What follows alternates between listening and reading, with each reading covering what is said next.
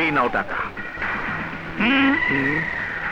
পরে আরো একটা কাজ করতে হবে। টাকার কোনো বিকল্প নাই, শুধু কাজ না চৌধুরী সাহেব। টাকা পাইলে মানুষ সবাই করতেও রাজি আছে। সালাম সাহেব। হাসান, এবার তোমার পালা। নিজ সন্তানকে স্বার্থের কারণে ক্ষমা করেনি, তোমাকে উপর বলা।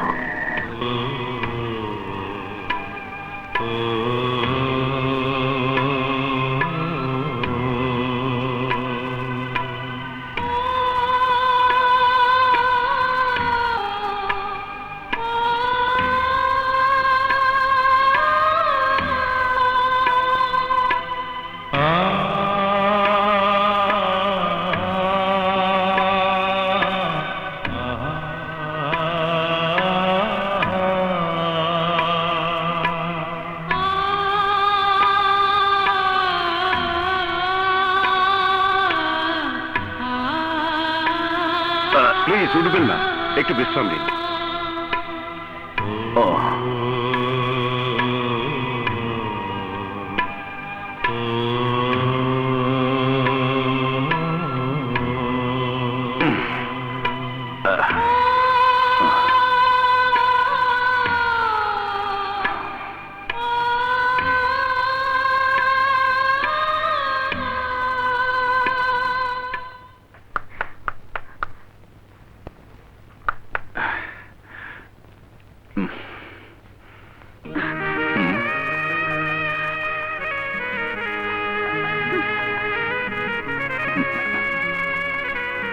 দাঁড়াও, আমার স্বামীকে মেরে আবার হাসপাতালে দেখতে এসেছ, মরেছে কিনা? তুমি কেমন ভাই যে একমাত্র বোনের স্বামীকে হত্যা করতে চাও?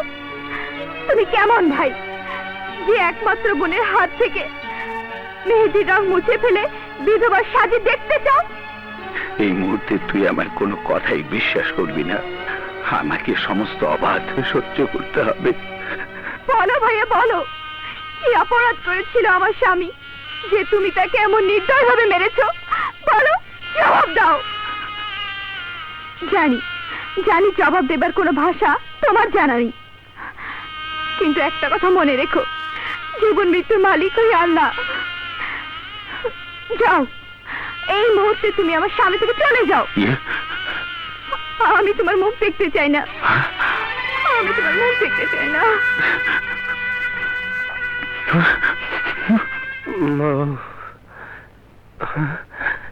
আমার মৌ কোথায়?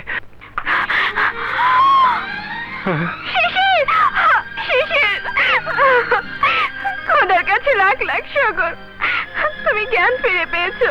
হ্যাঁ, মিস্টার হাসান চৌধুরী যদি সময় মতো আপনার স্বামীকে হাসপাতালে এনে নিজের শরীরে রক্ত না দিতেন, তাহলে হয়তো আপনার স্বামীকে বাঁচানো সম্ভব হতো না। এইসব আপনি কি বলছেন ডাক্তার সাহেব? ভাইয়া শিশিরকে রক্ত দিয়েছে? হ্যাঁ, ঠিকই বলছি। কিন্তু আমি যে আমার স্বামীর এই অবস্থার জন্য ভাইয়াকে চরম অপমান করে তাড়িয়ে দিয়েছি। এ তুমি কি করেছো মৌ? তুমি ভাইয়াকে আবার অপমান করেছো? হ্যাঁ শিশির, আমি ভেবেছিলাম ভাইয়া হয়তো প্রতিশোধ নেবার জন্য তোমাকে খুন করতে চেয়েছিল। না মৌ, ভাইয়া আমাকে মারেনি, আমাকে মেরেছে যারা তোমাকে কিডন্যাপ করেছিল তারাই। ও খোদা, যে ভাই আমার স্বামীর জীবন রক্ষা করেছে, আমি তার সাথে এমন দুর্ব্যবহার করেছি